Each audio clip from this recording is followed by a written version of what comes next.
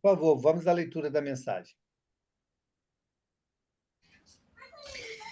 Lição de ambientação 128. Há um sol brilhando dentro de ti.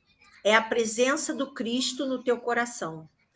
Não lhe empanes a claridade com as nuvens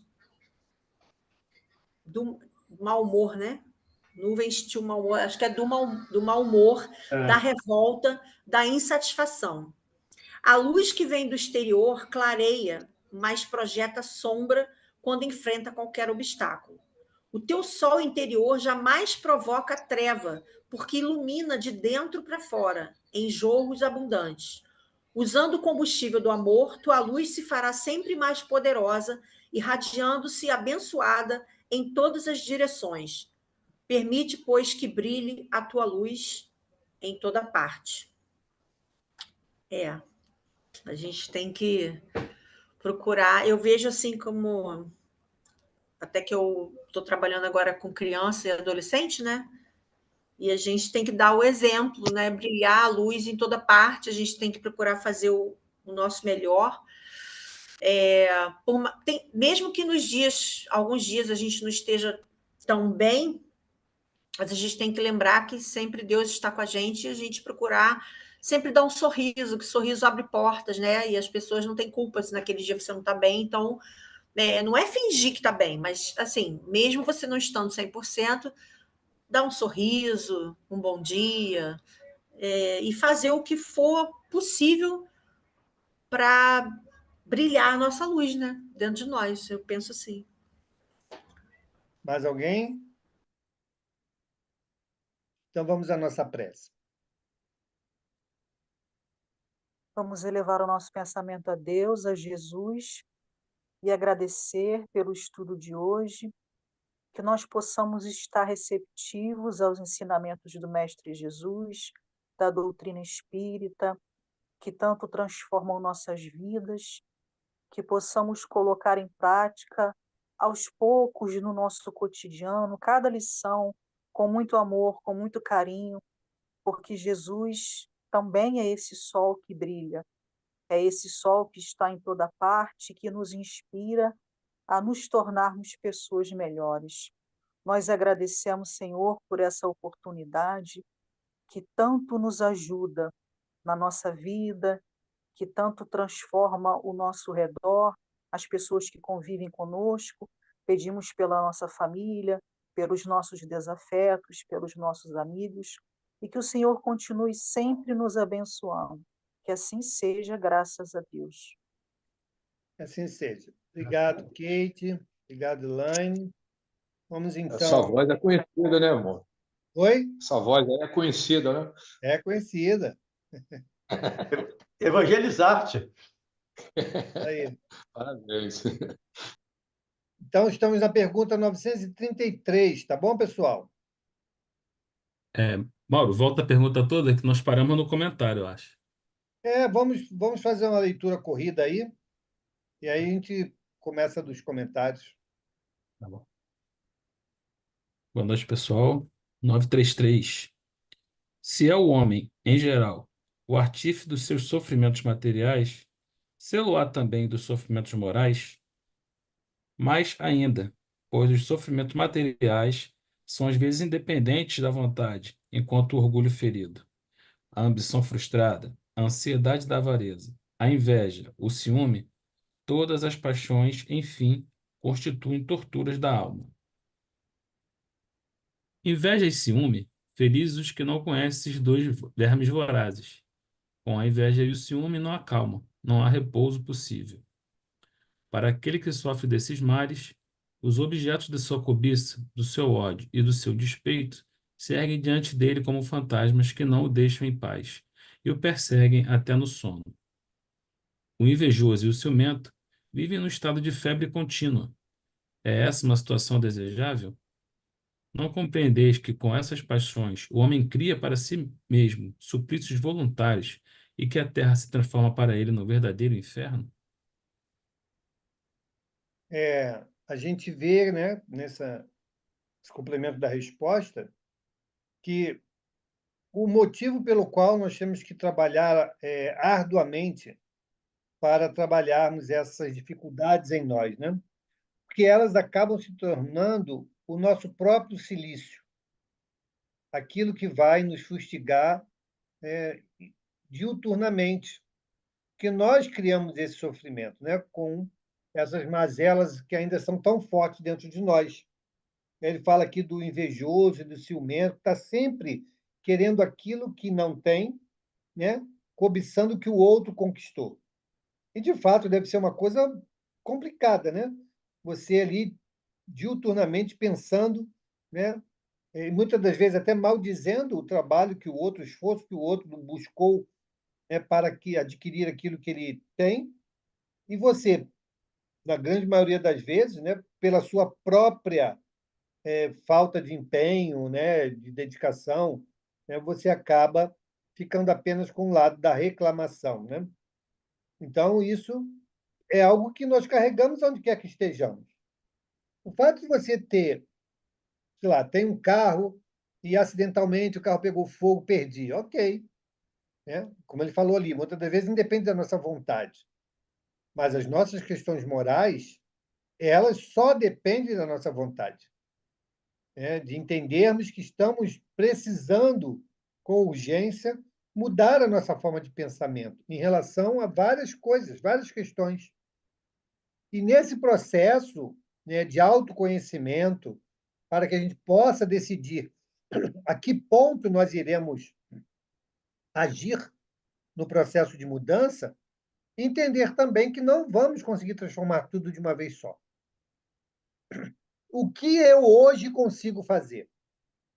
Então, se hoje eu consigo trabalhar isso, é ali que eu vou empenhar minhas forças. Porque nós não vamos conseguir, numa única tacada, resolver todos os problemas. Mas nós somos capazes de resolver pelo menos um. Ou iniciarmos um trabalho de reforma em alguns aspectos, né? Então, é isso que precisamos compreender, que quantas vezes a frustração da expectativa que criamos se torna algo paralisante no nosso dia a dia, nos nossos objetivos, né? A gente já entra no processo, muitas das vezes, de depreciação. Ah, eu não consigo, eu não posso, eu não vou fazer nunca. Não. O que eu tenho que entender é eu não consigo fazer tudo de uma vez só. Mas o que que eu hoje, nas minhas condições, sou capaz de fazer? Então, nesse que eu sou capaz de fazer, é onde eu vou empenhar meus esforços, né? Tudo bem? Vamos em Lembrando aí, frente. Mauro, Oi. só para destacar uma palavra que ele diz aqui, ao invés de ciúmes, são vermes roedores. E na semana passada eu coloquei aquele capítulo 38 do livro Pontos e Contos, que fala daquela reencarnação, daquela mulher que reencarna 9 vezes seguidas para vencer o ciúme. Tá aí no grupo. Saber o quanto isso pode nos atrapalhar. E nos atrapalha, efetivamente. O quanto isso nos atrapalha, o quanto esse ciúme, essa inveja, nos atrapalham no nosso crescimento, na nossa evolução. E a parte moral depende única e exclusivamente de nós. A material não, porque tem outras coisas que a gente não domina, tem variáveis que a gente não controla, não domina. Mas a parte moral, com toda certeza, nós podemos. Perfeito. Mais alguém? Vamos em frente. Comentário de Kardec. Muitas expressões pintam energicamente o efeito de certas paixões. Diz-se: ímpar de orgulho, morrer de inveja, secar de ciúme ou de despeito, não comer nem beber de ciúmes, etc. Este quadro é sumamente real. Acontece até não ter o ciúme objeto determinado. Há pessoas ciumentas, por natureza, de tudo que se eleva, de tudo que sai da caveira vulgar, embora nenhum interesse direto tenham, mas unicamente porque não podem conseguir outro tanto. Ofuscas tudo o que lhes parece estar acima do horizonte e se constituíssem maioria na sociedade, trabalhariam para reduzir tudo ao nível que se acha. É o ciúme aliado à mediocridade. Pois é. De ordinário, Essa sua tradução, ela, pelo menos em relação a mim aqui, né? Ela troca onde deveria ser invejosa, ele bota ciumenta, né? Tudo bem, são dois problemas de cunho moral, É. mas A são minha problemas tradução também está bem diferentes. diferente. São problemas bem diferentes. É. E a que eu tenho aqui, né, que é a tradução lá da terceira edição lá de Kardec, ele bota assim, vou ler só para a gente ter o sentido da tradução que eu tenho, tá? Muitas expressões pintam energicamente o efeito de certas paixões. Diz, inchado de orgulho, morrer de inveja, secar de ciúme ou de despeito, não comer nem beber de ciúme, etc. Esse quadro é sumamente real. Acontece até não ter a inveja objeto determinado. Há pessoas invejosas, por natureza, de tudo que se eleva, de tudo que sai da craveira vulgar, embora nenhum interesse direto tenham, mas unicamente porque não podem conseguir outro tanto. Ofusca-as tudo o que lhes parece estar acima do horizonte e, se constituísse maioria na sociedade, trabalhariam para reduzir tudo ao nível em que se acham. É a inveja aliada à mediocridade. E aí faz mais sentido, né, a associação da inveja com o comparativo que ele quer trazer, né? Então, volta aqui aos comentários que nós já fizemos no complemento da resposta anterior. Veja os efeitos que essas dificuldades de ordem moral traz para o nosso dia a dia, para a nossa relação, para a sociedade. Como é que nós vamos construir uma sociedade mais justa, né, se nós ainda estamos carregados de inveja, né? A inveja faz com que eu cobice, né? E aí começa todo, né, a construção das dificuldades da nossa caminhada, né? Sabendo que temos aí o orgulho, né, como grande alimentador das nossas dificuldades, né, das nossas questões morais.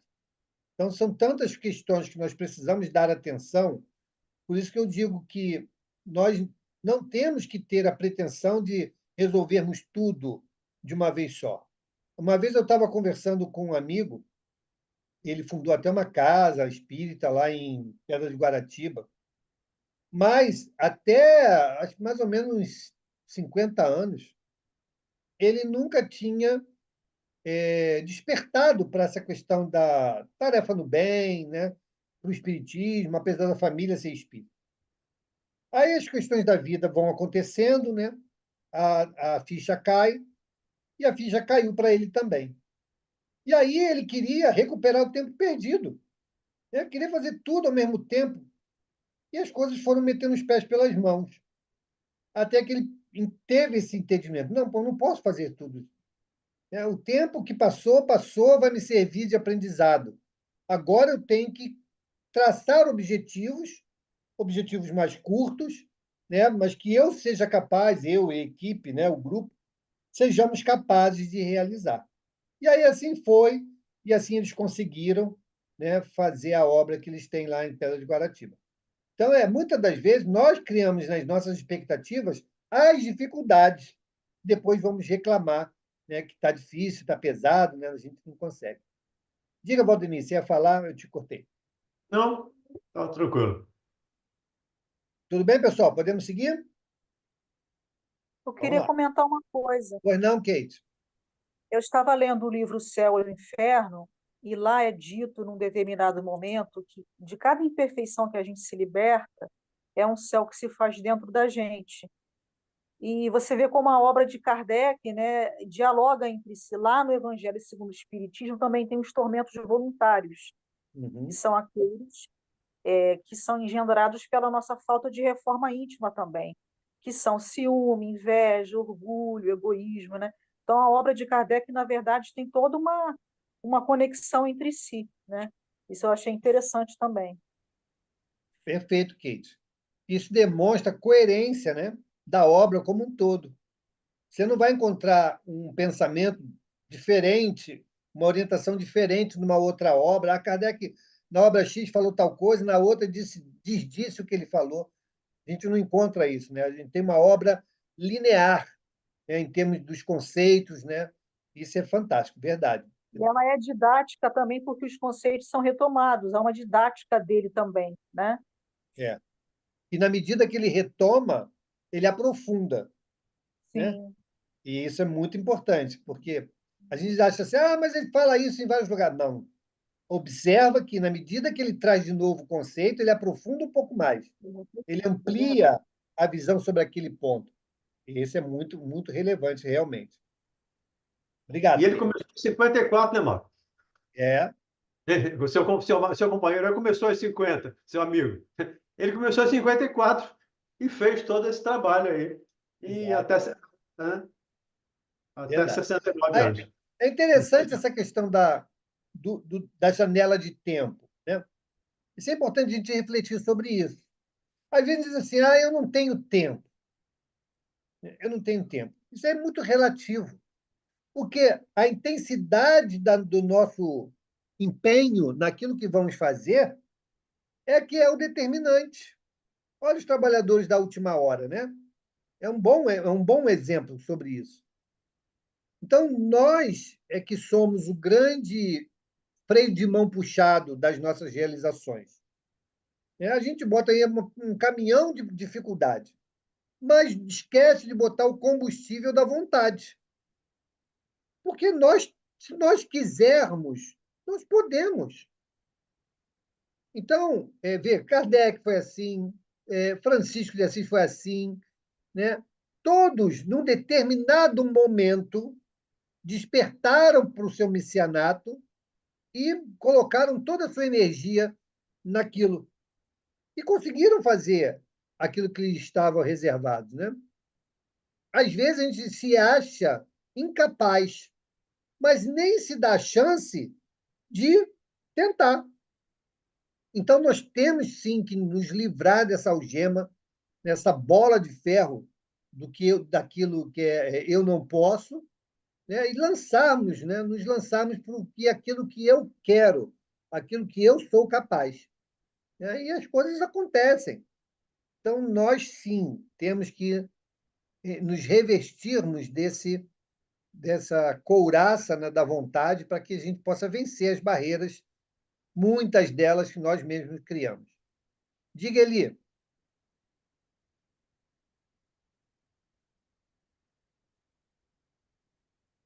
Abre o áudio aí, meu amor.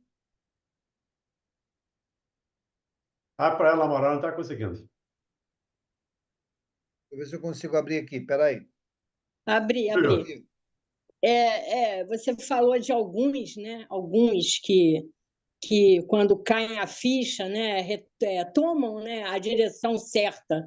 E tem muitos outros, né, como Saulo, o próprio Emanuel, André Luiz, né? Todos esses homens andaram por caminhos tortos, como a gente ainda anda, né?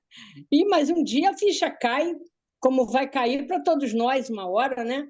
Nenhuma ovelha do rebanho de Jesus se perderá, nós somos todos as ovelhinhas perdidas, né? E uma hora a ficha vai cair e a gente vai tomar o rumo certo. Isso aí não há dúvida, é a única coisa real que existe, né? Na nossa encarnação é que seremos luzes, né? Isso aí é de uma grandeza, assim, para a gente nem ficar preocupado, né? Apenas seguir o rumo certo, né? Seguir esse que a gente chama de modelo, guia, né? Se é modelo e guia, a gente precisa segui-lo, né? Para poder acertar o passo, né? Bem interessante isso aí que você lembrou, Mauro. É isso mesmo. Tem o Obrigado. Santo Agostinho também, né? Exatamente. Tem uma cabeçada aí, se a gente for lembrar. Santo Agostinho é outro que saiu das trevas para vir para a luz. Então, É verdade. Diga, Carlos. É fazer um link com a nossa mensagem de ambientação, né? Você falou das barreiras que nós mesmos nos impusemos, né? E ela fala, não empanes a claridade, né? Ela fala lá na mensagem dela, para a gente poder liberar essa luz que ele deixou dentro de nós. Então, muitas vezes, nós mesmos que tampamos essa luz. Verdade. E aí a conexão que a Kate mencionou. Conexão do ensinamento de Jesus com o ensino trazido pela doutrina espírita, que não é diferente, é o ensino do Cristo, mas visto por um ângulo diferente. Mas você vê Kardec ampliando, ou os espíritos ampliando esses ensinamentos. Faça brilhar a vossa luz. A Joana diz aqui, brilha a sua luz, porque a luz externa gera sombra. A luz interna que você produz em você mesmo não gera sombra para você. É mais uma vez um link entre todos esses ensinamentos, tanto dos Espíritos quanto de Jesus, trazido há 2000 anos para a gente. Esses links são muito interessantes. E a gente vai ver, estudando, vai lendo, vê André Luiz, Humberto de Campos. Quando pega esse par dos ciúmes, eu me lembrei logo do Humberto de Campos, do caso dele, da história dele contadas. Então, tudo fecha. É interessante. E quando a gente vai ampliando o horizonte, a gente vai fechando todos os links com o ensino de Jesus. Verdade. No livro Tormentos da Obsessão, trata sobre isso, né? A questão do ciúme da esposa que desencarna, e lá na espiritualidade, vencida pelo ciúme, se torna obsessora do marido, né? E faz de um tudo para que ele desencarnasse, né? É. É complicado. Então, realmente, olha como a gente carrega, né? Essas dificuldades onde quer que a gente esteja. Então, quanto antes nós trabalharmos as questões que nos dificultam, então, está trazendo o ciúme aqui como exemplo, mas qualquer outra dificuldade que nos seja um empecilho para a nossa libertação, que a gente se esforce, né, bastante para que a gente possa se livrar disso, né, e não seja um grande problema onde quer que a gente vá. Tudo No bem? livro, Podemos seguir? Oi? no livro Entre a Terra e o Céu também, do André Luiz, tem uma situação dessa, né? Da mulher que morre, fica com ciúme do marido que ficou e fica obsidiando a atual esposa do ex-marido, né? Porque ela está agora. E ela é que causa todo o mal à atual esposa do companheiro. E sofre enormemente com isso, porque o ciumento arde de ciúme, né? Ele queima de ciúme, ele morre de ciúme. Como colocou Kardec aqui, algumas frases, né? Algumas máximas desse ensinamento. É verdade. Podemos seguir? Vamos em frente. O homem é infeliz, geralmente, pela importância que liga às coisas deste mundo. A vaidade, a ambição e a cupidez fracassadas o fazem infeliz. Se ele se elevar acima do círculo estreito da vida material, se levar o seu pensamento ao infinito, que é o seu destino, as vicissitudes da humanidade lhe parecerão mesquinhos e pueris, com as mágoas da criança que se aflige pela perda de um brinquedo que representava sua felicidade suprema. Ok, então ele está Aquele dando que... aí o caminho das pedras, né? Então, a gente já comentou, nós temos que, uma vez que a gente compreende, primeiro, a gente precisa compreender que temos essas dificuldades. Se nós não reconhecermos que as temos, nós não vamos trabalhar no sentido de modificarmos dentro daquela dificuldade que a gente, porventura, descubra ter. Então, esse é o primeiro passo, né? O conhece-te a ti mesmo é fundamental, é o ponto de partida. Se nós não fizermos esse exercício de autoconhecimento, nós não vamos, de forma alguma, enxergar aonde nós precisamos empreender esforço, né? Então, é um exercício diário, pessoal. Isso não vem num manual, numa cartilha. Ah, deixa eu pegar minha cartilha porque está tudo aqui. Não. É um trabalho de autoconhecimento diário. Porque as situações da vida que vão nos mostrar como estamos em relação a isso, em relação à cobiça, em relação à inveja, em relação à vaidade, ao orgulho, a tudo. Todas as nossas dificuldades aparecerão nas circunstâncias da vida, assim como as nossas virtudes também. Então, para que a gente possa, uma vez conhecendo, pegar as virtudes e colocar a serviço, e pegar as dificuldades e trabalharmos para que elas possam se transformar também em virtudes, né? Diga, Sandrinha. Abre teu Isso me fez. Abre. isso. Isso me fez pensar em relação à fuga que algumas pessoas têm da lida com. Eu estou falando até de mim também, não estou fugindo disso, não. De você lidar com as pessoas. Muitas das vezes você se resguarda, foge, porque ao lidar com as pessoas vai haver acontecimentos desse tipo. Você vai estar diante do teu espelho, né? E nem sempre é boa a visão que você tem. Você vai produzir de dentro de produzir não, você vai ver dentro de você coisas que você não gostaria de ver. E a gente nota também que nessa lida com os outros também têm uma dificuldade muito grande de reconhecer, fechando, parece que um espelho de, sei lá, personas às avessas, se achando muito bonzinho, né? Coisa que destrói a autoobservação. No momento que você vai para a lida das pessoas, deixando para trás a fuga, mas vai para a lida com as pessoas, vai para perto. Isso eu me lembro na época que eu trabalhei no centro SEAC, né? Há 5 anos atrás. Conforme. E no meu trabalho mesmo, como professora de música, eu sentia também muito isso. Não tinha como escapar do trabalho de um e de outro. Não tinha como escapar porque faziam parte da minha vida, da minha sobrevivência, do âmbito moral e do âmbito financeiro. E ao lidar com essas coisas, ficavam muito notórias o quanto certas coisas estavam queimando dentro de mim e que eu fingia não ver. E no momento que eu via, que fazia aquela retrospectiva no final do dia, eu via aquilo muito forte, muito mais forte do que eu via ao vivo, e percebia, cara, é aqui o problema, eu tenho que mudar aqui, é aqui que eu tenho que mexer, é aqui que está o calo.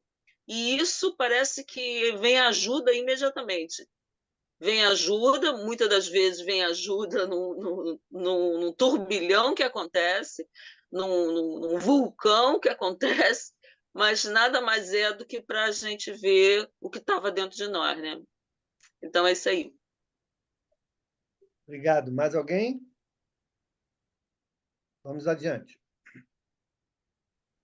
Aquele que só encontra a felicidade na satisfação do orgulho e dos apetites grosseiros é infeliz quando não os pode satisfazer, enquanto o que não se interessa pelo supérfluo se sente feliz com aquilo que para os outros constituiria infortúnio. É isso, né? Então, de acordo com como a gente modela a vida, ela pode ela pode ser uma aliada ou ela pode ser uma grande campo de batalha, né? De destruições, de desgastes. Então, como ele fala aqui, depende de como a gente vê. Ele fala aqui, ó, se você só vê felicidade na satisfação do orgulho e dos apetites grosseiros, nós vamos ser infelizes. A gente vê isso na própria espiritualidade, na reunião mediúnica. Quantos irmãos chegam lá em situações deploráveis e a gente conversa, e a gente chega no ponto, mas eles dizem, mas eu não quero abrir mão disso. Então, paciência que a gente vai fazer. Ele não quer, então ainda é fruto de escolha. Então, o que podemos fazer?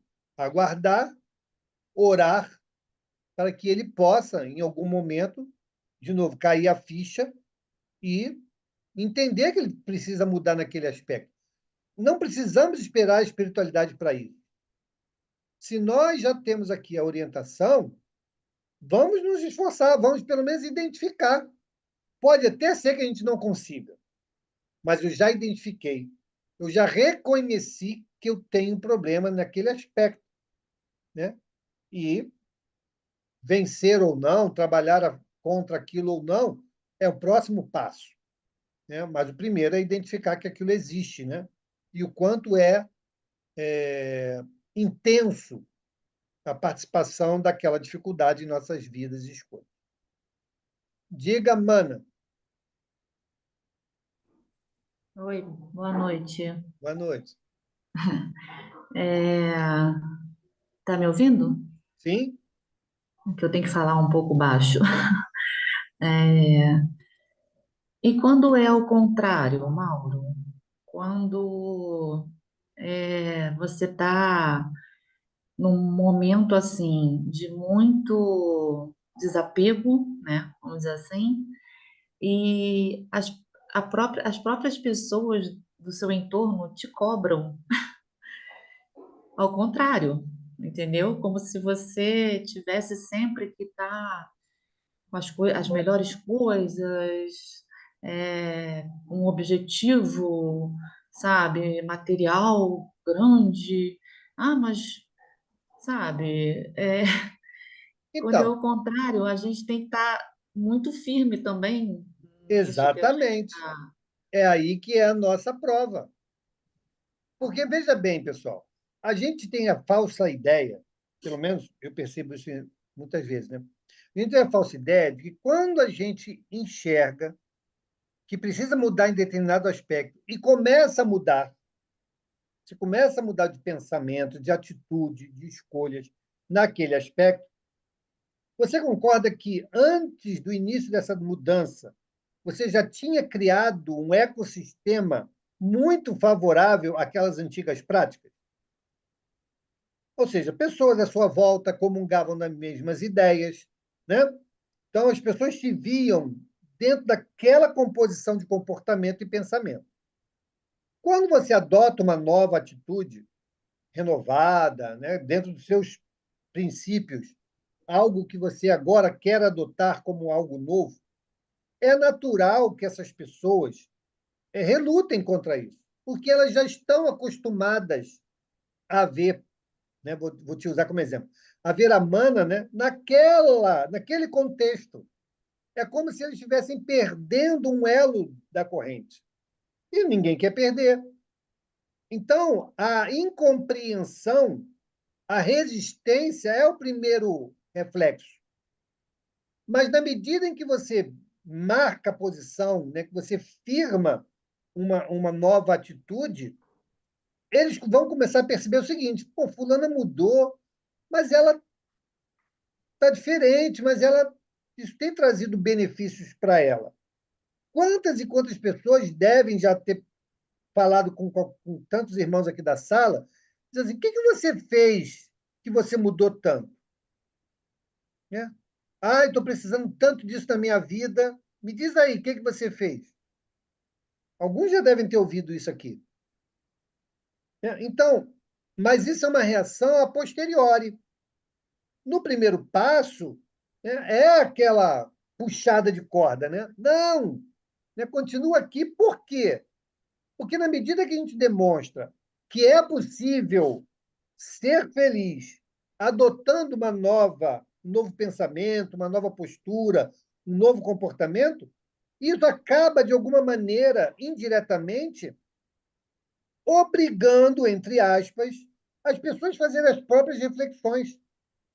Pô, será que eu também tenho que, né, mudar? Será que também estou no caminho certo ou não? Fulano, que era tão chegado aqui, mudou e tá feliz. Né?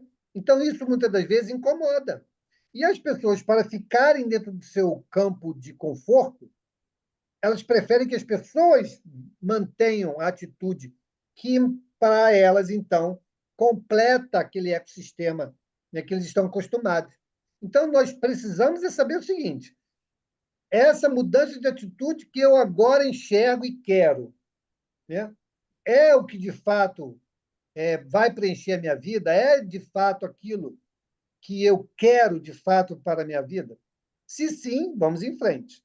E vamos marcar posição, porque aí é a nossa prova, porque a resistência é o desafio. Né? Então, se a gente vencer a resistência, nós vencemos a prova.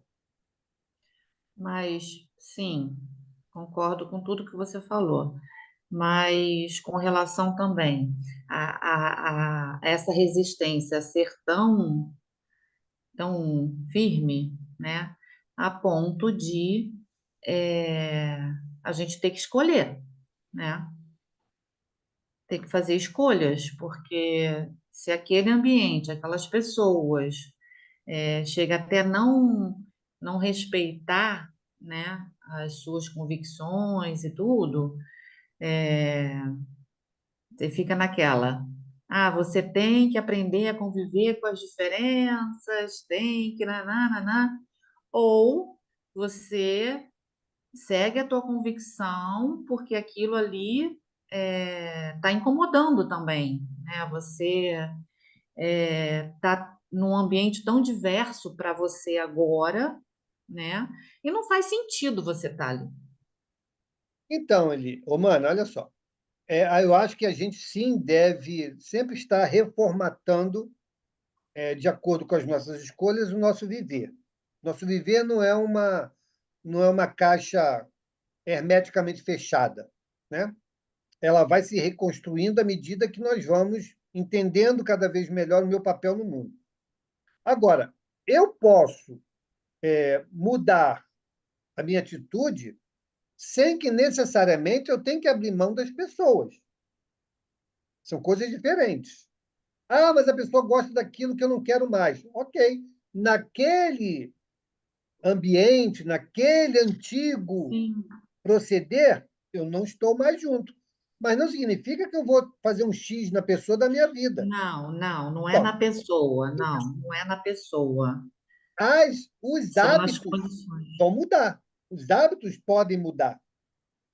As Sim, pessoas vão dar falta da sua presença naqueles antigos hábitos. Mas se nós mantivermos o contato, há sim, espaço, cria-se uma janela para que nós possamos falar sobre isso, sobre esse processo de mudança. E muitas das vezes as pessoas também esperam por isso. E você acaba sendo um exemplo, acaba sendo um modelo, né, que pode sim contribuir para tantas outras mudanças. Olha o caso do Francisco de Assis. Foi exatamente isso que aconteceu. Ele era um jovem ainda. Quando ele decide abandonar aquela vida que ele tinha, a vida nas tabernas, das bebidas, das, das, dos divertimentos, né, da mocidade daquela época, e ele então abraça o trabalho, né, a sua missão. E ele, de fato, teve que, em função disso, e em função dessa compreensão, abrir mão, sem sofrimento, daquilo que antigamente era o seu habitué. Os amigos, ninguém compreendeu de início. Ninguém compreendeu.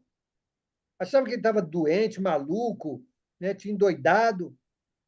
Mas depois, em percebendo que aquilo era uma verdade na vida dele, muitos foram se aconselhar com ele e muitos passaram a formar o primeiro grupo dos franciscanos lá com ele, porque também compreenderam a mensagem, porque também estavam naquela perspectiva de mudança.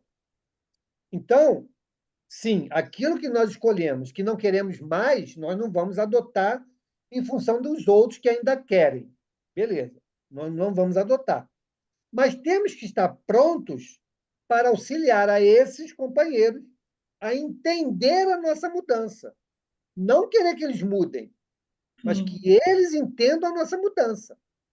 Porque, uma vez entendendo, abre-se a oportunidade deles também fazerem as suas escolhas. Então, é isso que a gente tem que entender e seguir em frente. Não são as pessoas, são as Situações. relações, situações, né? Mas não nada pessoal, não. Só E isso. só antes da Kate, só lembrar, nesse entorno aí, tem os desencarnados também. Né? Quer dizer, a gente está imaginando só no encarnado, e tem os desencarnados que estão ali dando uma força para você não continuar.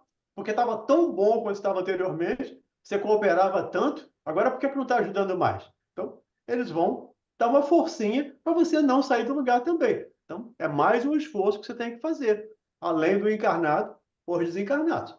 E não vamos botar a responsabilidade do encarnado, do obsessor, não é essa a ideia. Mas que eles, a exemplo dos encarnados, nos convidam a continuar como estamos, ou a cair um pouco mais, com toda certeza nos convidam. Verdade. Diga, Kate.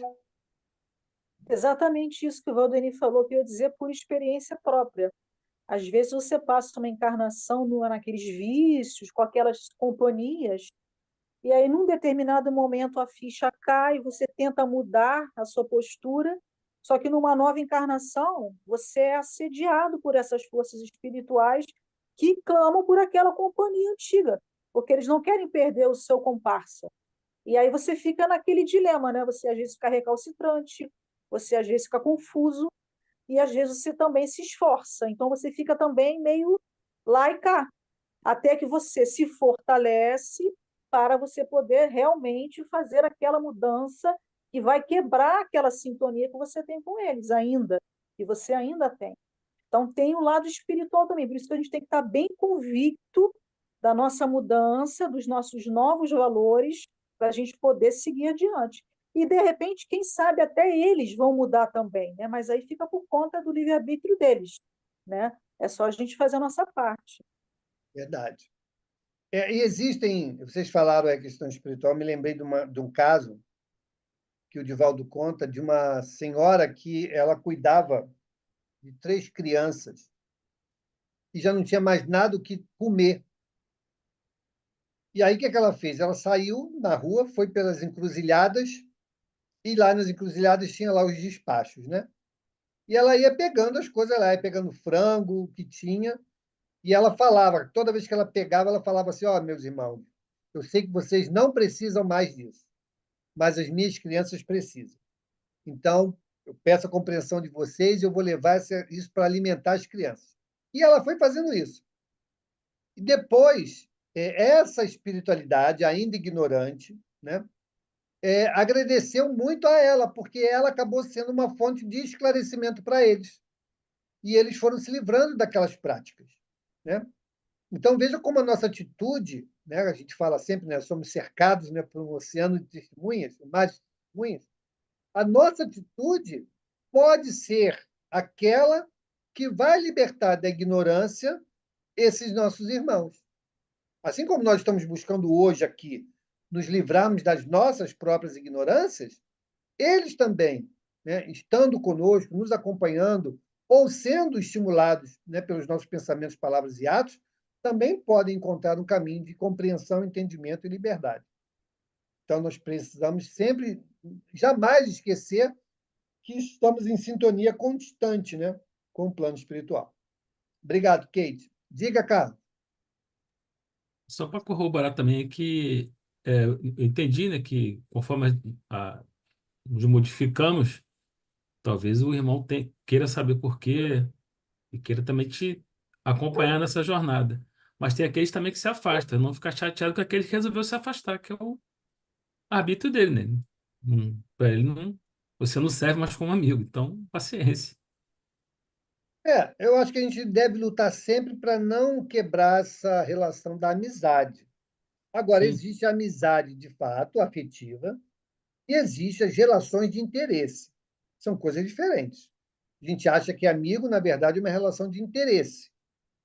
Porque o amigo, ele está sempre disposto, né, a estar ali, ajudar, né, mesmo que o outro não pense igual, que ninguém tem que pensar igual a ninguém, mas está pronto para compreender a diferença ideológica, comportamental, né? Normal, normal. Aquilo que nós não combinamos, a gente respeita. Aquilo que nós combinamos, fortalecemos e seguimos em frente, né? Porque a gente deve olhar no outro aquilo que ele tem de bom. Porque, como eu falei, né, as virtudes a gente coloca a serviço. As dificuldades nós vamos trabalhar. Então, cada um de nós tem um compêndio de coisas maravilhosas a oferecer. E isso vamos compartilhar. Aquilo que a gente identifica no companheiro que já não combina conosco, nós podemos perfeitamente compreender, respeitar e, no momento oportuno, dialogar sobre isso. Afinal, não somos amigos? Né? Por que eu só tenho que ser amigo naquilo que combina comigo? Não, eu não combino nesse aspecto, mas ele é uma pessoa maravilhosa em tantos outros. Então, temos um papo maravilhoso. Neste ponto, a gente diverge. Vamos em frente. Então, eu vejo dessa maneira, né? De novo, Francisco nos dá um exemplo sobre isso. No primeiro grupo de franciscanos que ele formou, de amigos dele, tinha um que tinha um apelo sexual ainda muito grande. E, quem lembra da história, né, os franciscanos, quando se formaram, tinham lá o voto do celibato, né? E esse companheiro, ele não conseguia lidar com naturalidade nesse aspecto. E o Francisco foi observando, até que chegou num momento e disse assim, olha, você pode servir a Jesus de várias formas, né? Vá, constitua sua família e viva a mensagem do Cristo na família, né? E libertou ele, porque aquilo era uma agressão. Aquilo não era natural para ele ainda. E o Francisco observou aquilo. Falou, então, não se violente. Servir ao bem não pode ser um ato de violência, nem contra nós mesmos. Então, vamos fazer com alegria aquilo que podemos fazer.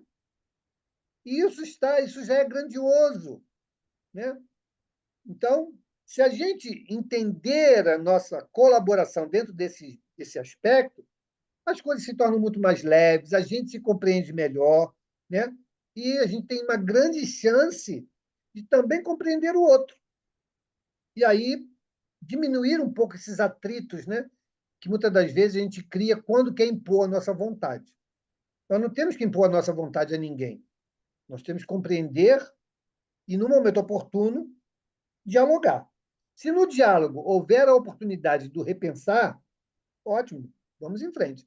Se não, ok, ele vai ficar com essa questão para ele, mas nós não precisamos nos afastar, né, uns dos outros.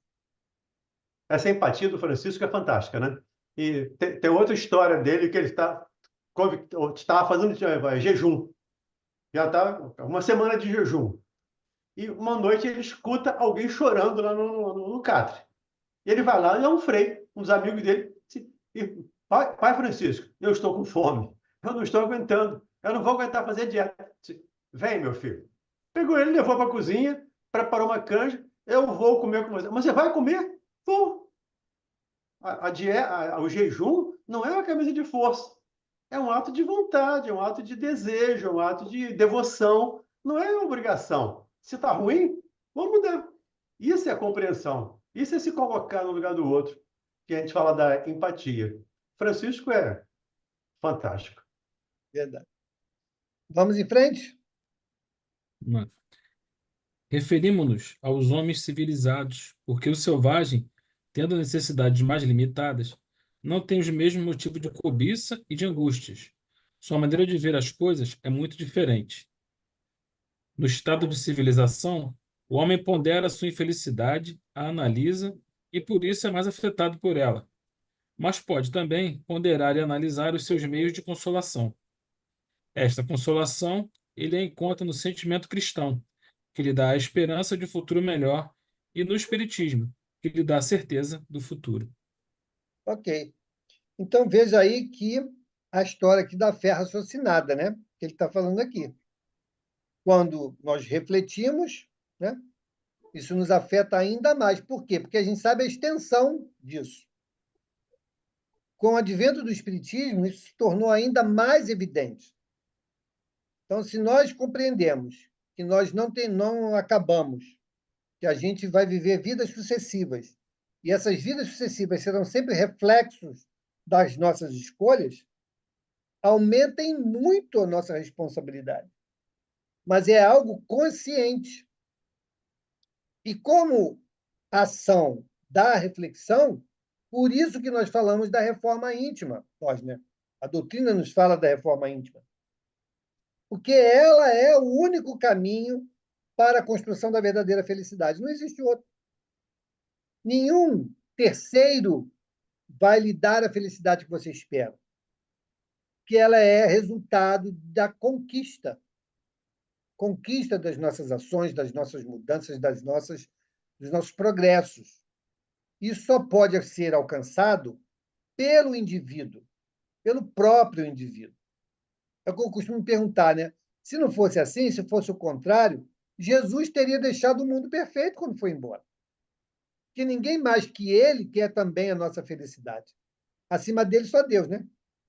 Que quer plenamente a nossa felicidade. Mas aquele mais próximo de nós, que é ele, quer a nossa felicidade.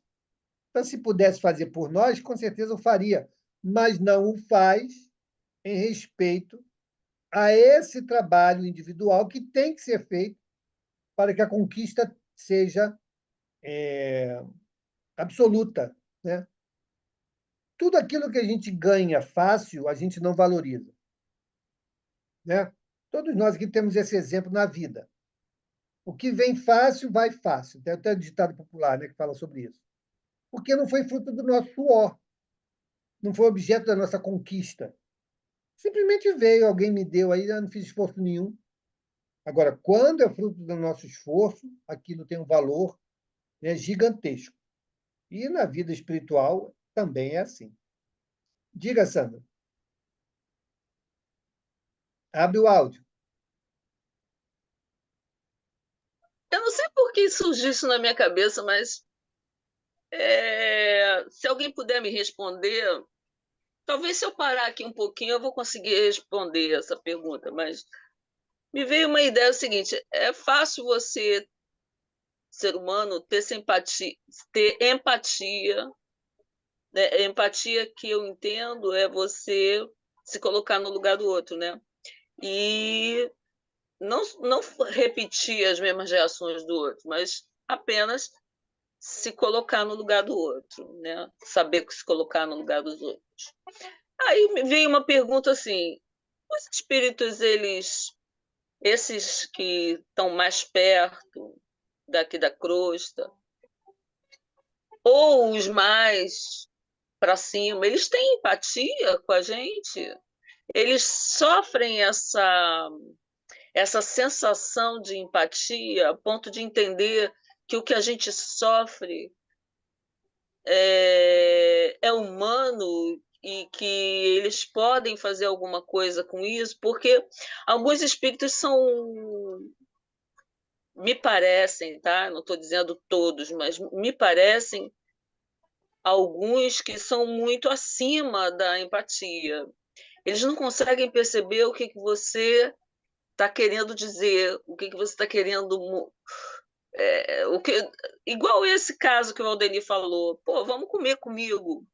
Ele não consegue sentar junto e ver o que tem a ver com você. Eles sempre se colocam numa posição acima, e talvez a posição seja acima mesmo. Mas o que vocês acham sobre isso? Isso me passou pela cabeça. A empatia faz parte do humano ou também faz parte do espiritual, do mundo espiritual, dos espíritos? Sandra, empatia é uma forma de ver, de sentir e de se relacionar. Isso é do espírito, esteja ele encarnado ou não. Ah, tá. Isso é do Uhum. espírito. Então, agora, mas aí tem duas vertentes nisso, né? Os que ainda são muito materializados, eles vão ver essa relação dentro de um nível de Uma fase. conhecimento e de entendimento. Os que estão mais adiantados vão ver dentro de um outro aspecto. Uns podem sentar do lado, né, chorar do lado, né? E outros, já percebendo, igual aquela passagem que tem no Evangelho, né? Se você sobe um pouco mais o monte, você enxerga adiante o que vem, enquanto o outro ainda está caminhando, né? Então é assim E de sem de empatia todos. também, né? Oi? Uhum. E sem empatia também, né? Então ele sabe o que vai dar lá na frente, mas ele não Entendi, pode entendi. interferir agora. Uhum. Eu estava vendo aleatoriamente, né, no YouTube, vendo alguns vídeos, e me deparei num que eu achei muito interessante. Uma senhora, me parecia ser uma chefe de terreiro, né, conversando lá com seus colaboradores, e ela falando dela própria. Ela falando o seguinte: conversando lá com uma entidade, né, que eles relacionam como Exu, falou: O Exu disse para mim que ele sabia o que era melhor para mim. Ele sabia o que era melhor para mim. Mas ele não podia fazer sem que eu pedisse. Por quê? Em respeito ao livre-arbítrio. Porque se ele fizesse sem que eu pedisse, ele estaria interferindo no meu livre-arbítrio. Né? Então, é mais ou menos o que você trouxe. Eles percebem. Mas essa lei, essa questão do livre-arbítrio, ela é, quanto mais evoluído você é, mais respeito você tem sobre isso. Vamos dar um exemplo aqui. Qual é Mas a... agora, só um instantinho, Mauro. Você colocou o livre-arbítrio, mas aonde você colocaria a empatia aí para fazer a conexão? Então, lembra que eu falei que, dependendo da evolução, você vai ter dois comportamentos a respeito da empatia? Sim. Tem aquele que está mais próximo, que diz assim: tem eu o que sei o que respeita. ela está pensando, eu sei o que ela está sentindo, e eu não quero que ela sinta. Então, eu quero fazer, independente da vontade dela, aquilo para que ela não venha sofrer lá na frente. É uma forma de ver e reagir. O outro diz assim: eu sei o que ela está sentindo, sei aonde isso vai levar, mas eu tenho que respeitar as escolhas que ela vai fazer. Entendi. Mal comparando, quando você tem o seu filho, né? Ali, o seu filho, você. Eu não quero que meu filho sofra. Então, eu vou botar ele dentro de uma bolha e não vou permitir que ele viva a vida, porque eu sei aquilo que vai dar e não quero que ele passe. Uhum. Enquanto a outra vai dizer assim: não, eu vou fazer o balizamento, eu vou orientar, eu vou permitir que ele vá para a experiência, mas orientado. Sim. Se ele vier a fazer, vai ser resultante da escolha. Mas eu não vou impedi-lo de, muitas das vezes, de vivenciar a experiência que muitas das vezes ele precisa passar. Então, essa questão dessa empatia passa por isso. O fato de eu reconhecer o que o outro está passando não me dá o direito de interferir. De interferir. Uhum. Que ele necessariamente não esteja pronto ou aguardando ou pedindo, né, para que aquela mudança aconteça. Sim. E com... Não sei nem se eu posso falar aqui, se, enfim, não há o que não possa falar aqui, né, Oda?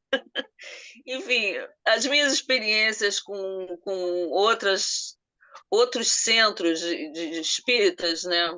Espíritas não, de Umbanda, muitos existem ao contrário do que você viu, né? Que se metem no livre-arbítrio e que dizem o seguinte: não, mediunidade não vai resolver teu problema nenhum. Não adianta você fazer caridade coisa nenhuma, você vai ficar com esse problema para o resto da vida. Não se meta com isso, deixa para lá. Então ele fala, eu não perguntei nada, né? Eu só estou ali numa situação de pesquisa, né? Porque numa determinada hora eu me coloquei numa situação de pesquisa. Quem são isso? Quem são isso não? O que é essa conglomeração na prática, sem paradigma? O que é que isso aí é? Bom, isso é também o seguinte: o cara sente, o espírito sente o que você está sentindo e diz: pô, não vai pelo caminho do amor e da caridade, que você vai ficar com isso aí que você tem, que é essa sombra, que graças ao Valdeni, assim, eu não estou querendo botar ninguém em ênfase, mas o Valdeni coloca que a claridade que existe dentro de nós não nos faz sombra, e isso valeu o dia, né? Então ele nem quis saber se aquilo ali que eu estava objetivando, que o meu objetivo era trabalhar numa casa espiritual, mesmo que fosse Umbanda, né? Ele disse: não adianta, você vai continuar com esse problema de ter a escuridão dentro de você o resto da sua vida, não adianta. Né? E eu saí dali extremamente mexida, como eu sempre saio dos encontros com os espíritos, mexida, mas tem meximentos para cima, tem meximentos para baixo, mas, enfim, tem meximentos. E eu descobri que aquilo ali não era moral, que não era justo comigo, né? Assim como talvez não fosse jugo com eles eu ficar pesquisando, mas eu tenho esse direito de pesquisar e saber se eu vou querer um caminho ou outro, né? Eu quero saber que estrada eu vou percorrer, né? E a explicação que você me deu, para mim, tranquiliza na escolha que assim fiz, né? O caminho da moral. Realmente, o amor e a caridade faz, seja lá em qualquer lugar, você gerar o sol que está dentro de você, né? E aí não ter sombras. É isso aí. Ok. Obrigado, Sandrinha. Bom, Nada. pessoal, vamos parar aqui. Tem mais alguém que quer falar? Não. Então, vamos parar aqui. Na semana que vem, a gente inicia o item 934, é isso? Isso. Perfeito. Isso. Perda dos entes queridos. Então, vamos fazer a nossa prece, lembrando aos irmãos que nós vamos, depois da prece, fechar essa sala e vou colocar lá no grupo o link para o estudo do livro Nosso Lar. Tá bom? Tem quem Gente, gostaria de só fazer? uma dúvida. Só uma dúvida. Nós acabamos de ver o comentário de Kardec. Sim. Eu acho que Sim, nós acabamos. sim. Tá, então Tá bom? Então, vamos fazer a nossa prece. Quem gostaria de fazer a nossa prece? Eu. Pois não, Jorge, por favor. Boa noite a todos. Senhor Jesus, Pai de divina sabedoria e bondade, te agradecemos, Senhor, por mais uma semana, iniciando, Senhor, de forma tão boa, tão gostosa com esse estudo. Que possamos, Senhor, fazermos com que esse aprendizado possa se tornar uma prática em nossas vidas. Hoje, Senhor, peço licença aos irmãos para pedir para aqueles irmãos que desencarnaram no voo de sexta-feira. Muitos colegas acadêmicos presentes naquele voo, uma perda irreparável para a academia, mas sabemos, Senhor, da necessidade daquele resgate coletivo e pedindo, Senhor, que o amparo seja feito a cada um deles, a cada uma das famílias, sabendo que nada é por acaso. Te agradecemos e temos a certeza que teremos uma noite de muita paz. Obrigado, fique conosco, hoje, agora e sempre. Que assim possa ser. Que assim seja. Obrigado, gente. Um beijo. Daqui a pouco estamos abrindo a sala lá. Boa noite. Obrigada, gente. Boa noite. Boa noite.